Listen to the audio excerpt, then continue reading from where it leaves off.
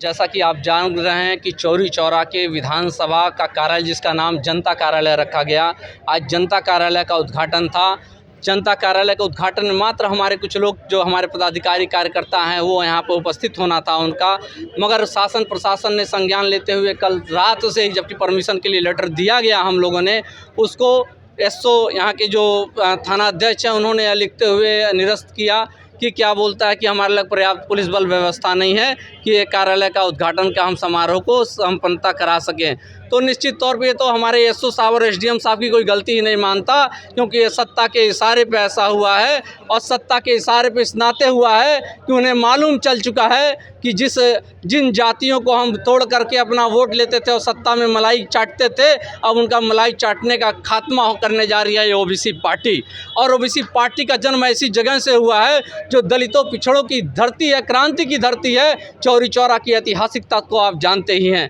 चौरी चौरा के उस विडंबना देखिए कि चौरी चौरा की ऐतिहासिकता के अनुरूप यहाँ विकास हो ही नहीं, केवल झूठ मूठ में पीठ थपथपाते हैं ये तथाकथित जनप्रतिनिधि। और क्या मैं पूछना चाहता हूँ, एक चीनी मिल थी यहाँ चौरी चौरा में, माननीय अमित शाह साहब आए थे 2014 में, कहा था उन्होंने कि अगर हमारे बीजेपी की सरकार बनेगी, गवर्नमेंट बनेगी, हमारे विधायक को दिखा दे, संगीता यादव जी को विधायक होना था, तो हम इस चीनी मिल से धुआं निकालने का काम करेंगे। मगर चीनी मिल से जो धुआं नहीं निकला, यहाँ के किसानों का जरूर धुआं निकला, आज भी बकाया हुआ है और उस बकाये की पूर्ति नहीं है। तो मैं कहना चाहता हूँ इस अवसर पर कि ओबीसी पार्टी, जो वन भारत सिटीजन पार्टी नाम है, संपूर्ण ओबीसी समाज हमारे झंडे तले एकजुट होने जा रहा है। और नौजवान समझ चुका है कि जिस हमारे रोजगार की बात होनी चाहिए, वहाँ रोजगार की बात ना होकर के जाति धर्म और आरक्षण की बात हो रही है। और वो आरक्षण जो निषाद पार्टी आरक्षण के नाम पर आई थी कि हम जो निषाद समाज है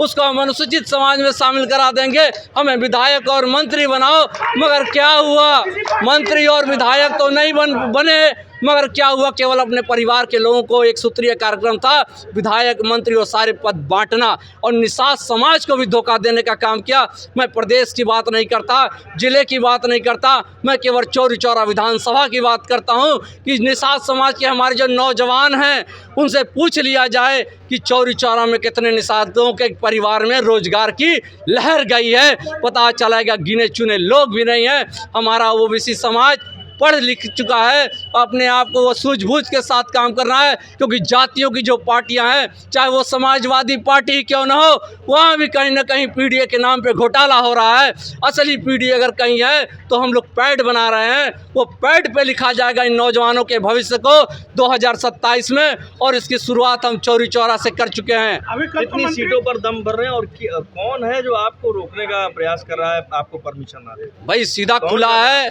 आपको सीधा खुला कि चौरी चौरा में वर्तमान प्रतिनिधि कौन है। वर्तमान जनप्रतिनिधि के इशारे पर ही चौरी चौरा में रोका गया। माननीय योगी जी से अभी तो हमने तरकुलहा मुद्दे पे किया, 147 भी जो आपका चौरी चौरा का जो बनना है वाई से बनना था, मगर इन्हीं जनप्रतिनिधियों ने, कुछ लोगों की मिलीभगत से, यहाँ के जनप्रतिनिधि मिलीभगत से उसको यल सेव करा दिया, जिसका कोई मतलब नहीं है। मुंडेरा बाजार की सारी जनता हमारे लिए आंदोलन के बैठने के तैयार है। आपको बता दूं बहुत सारी समस्याएं हैं जी, ये लोग, और यहाँ भ्रष्टाचार का वो आलम है, तहसील से लेकर के थानों तक जिस तरीके से भ्रष्टाचार बढ़ा हुआ है, आप जनता से जाके पूछने का काम कीजिए, वो अपने दिल का दर्द वो बताने का काम करेगी। आप लोग चुनाव की तैयारी 27 में हम लोग गोरखपुर, आजमगढ़ और बस्ती मंडल फोकस कर रहे हैं, जिसमें लमसम 62 सीटें हैं, और 62 सीटों की क्रांति का आगाज चौरी चौरा के विधानसभा कार्यालय से उद्घाटन से हो चुका है।